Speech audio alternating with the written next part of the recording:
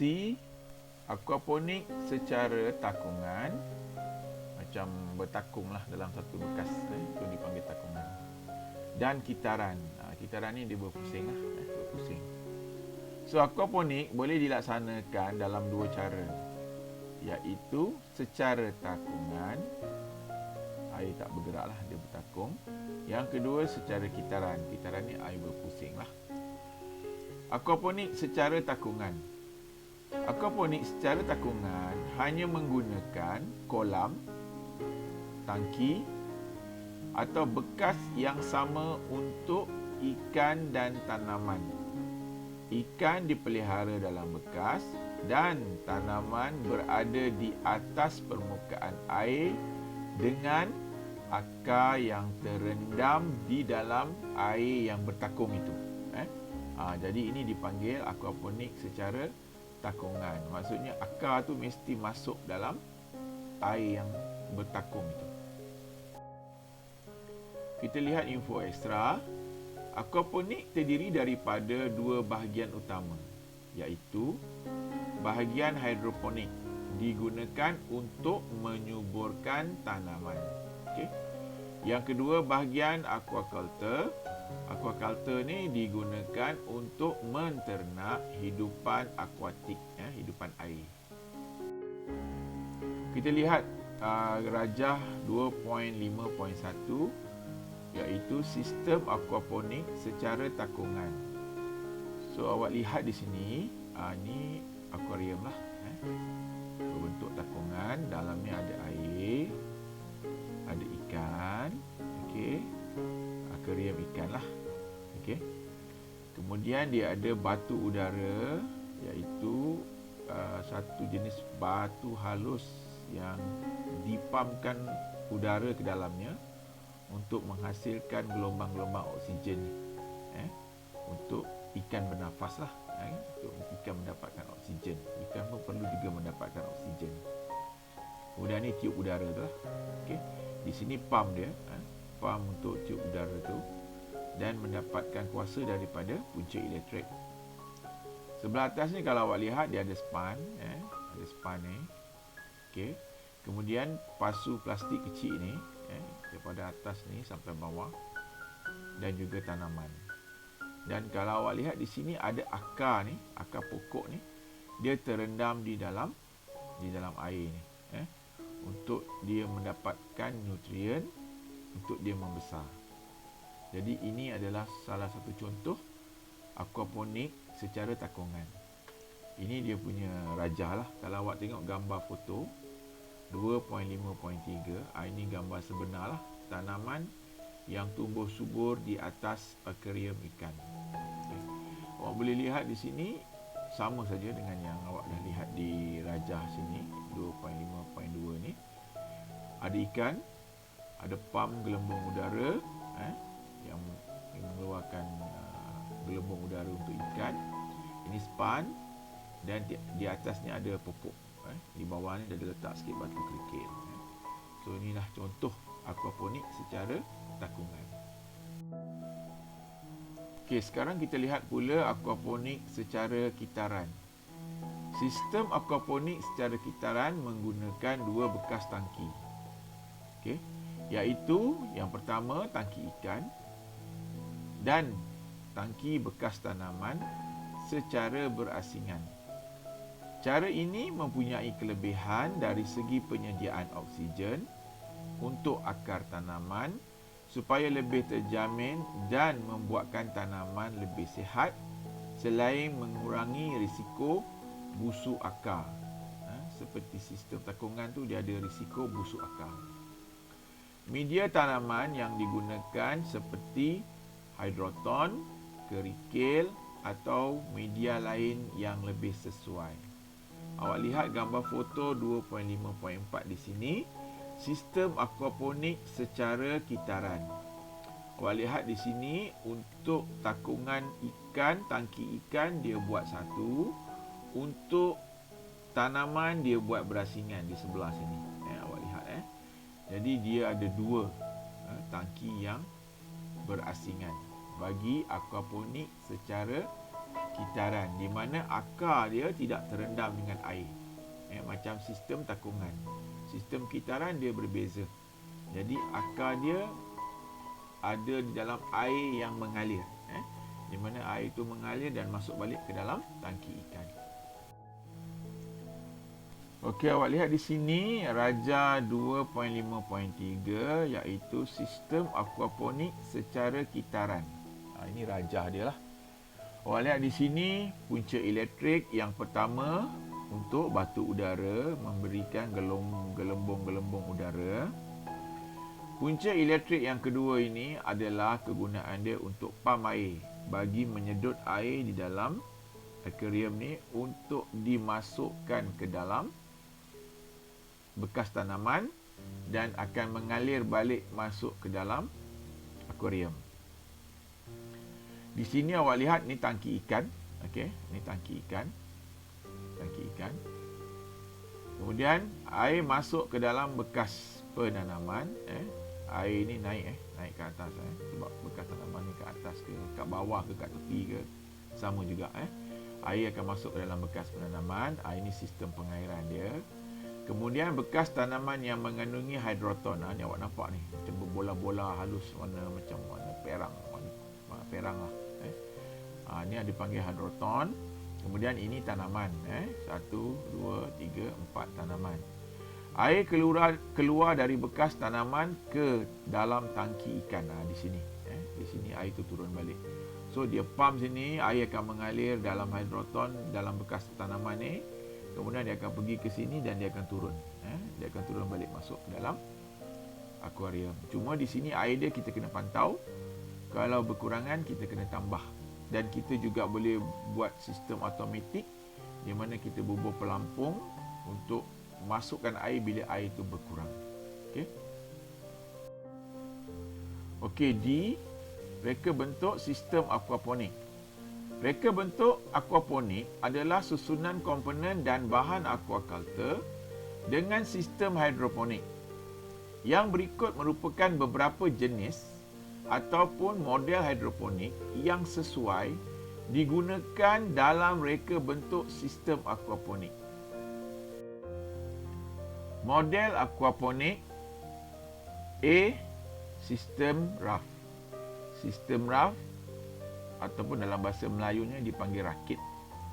Ini adalah tanaman yang diletakkan terus di atas permukaan air sehingga akar tanaman terendam di dalam air. Awak boleh lihat di sini, akar tanaman ni terendam di dalam air. Okey, ini dipanggil sebagai sistem raft ataupun sistem rakit.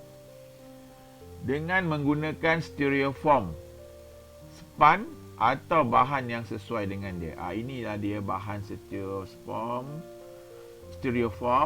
span ataupun apa-apa bahan yang boleh dijadikan seperti rakit yang terapung. Okey. Kelebihan sistem ini ialah akar tumbuhan boleh menyerap nutrien organik di dalam air secara langsung. Maksudnya di sini akar pokok ni dia direct, dia terus serap daripada air dalam akuarium ni. Direct terus masuk saja.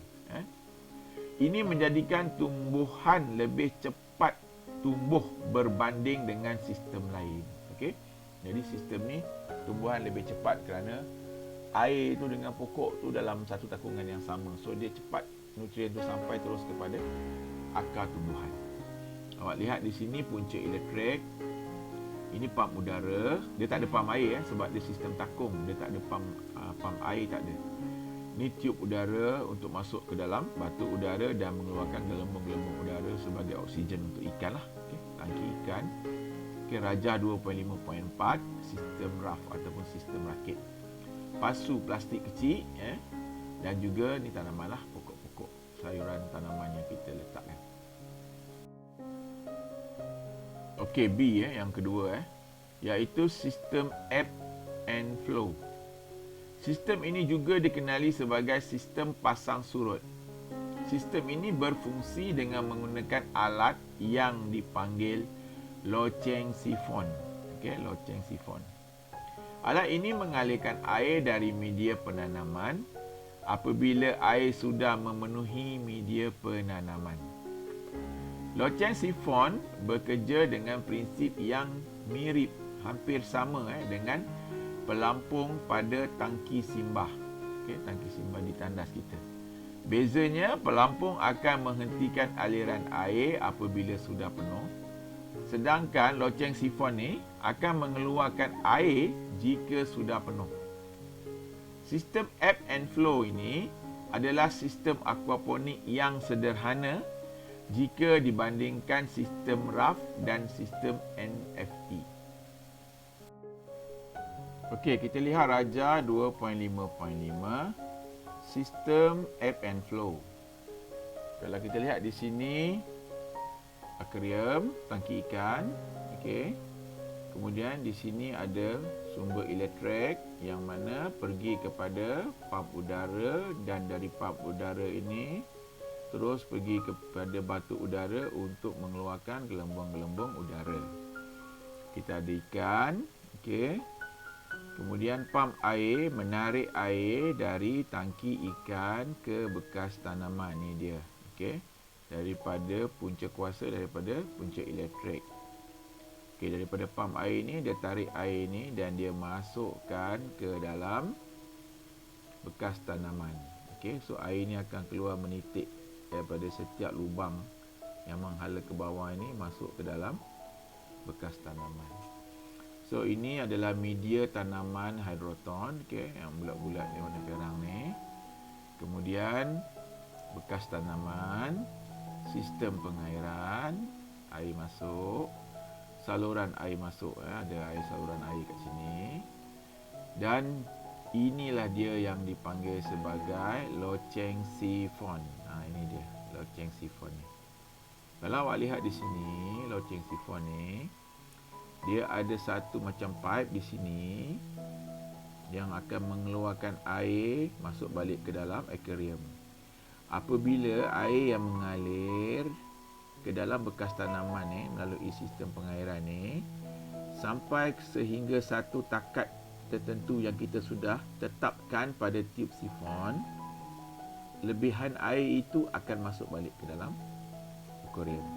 So tiub sifon ni terpulang pada kita sama ada kita nak tinggikan lagi atau kita nak rendahkan lagi mengikut hydroton yang kita isi, mengikut jenis tanaman apa yang kita tanam.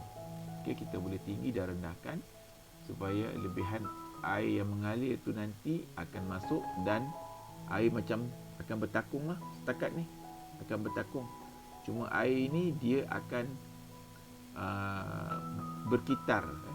Dia tidak bertakung air yang sama. Maksudnya bila ada aliran air baru masuk, lebihan air itu akan masuk. So air itu dia berpusing lah dalam ni. Dia tidaklah bertakung. So itu berkenaan dengan sistem ebb and flow.